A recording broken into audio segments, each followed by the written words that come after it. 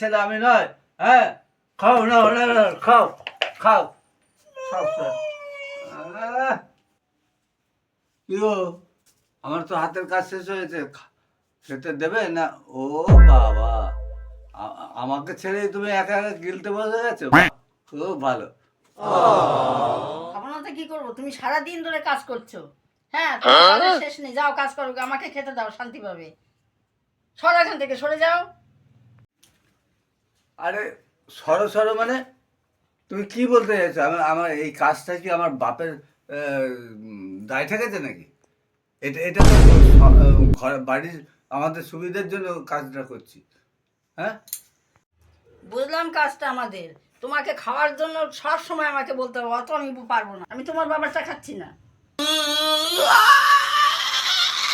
আমাকে চুপচাপ খেতে দাও। যাও এখান থেকে, যাও, সরে যাও আমার সামনে।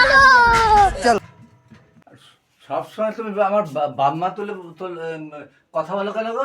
হ্যাঁ, খেতেও মরবো আর কথা কথা তুমি এত বড় সাহস কোত্থেকে এসেছে? আর ওই ধরনের ছেলে আমি নয়। হ্যাঁ, খাও না, খাও খাও সব দিয়ে আসবো বাপের বাড়ি ফেলে, তখন বুঝতে পারবে। আরে ফেলে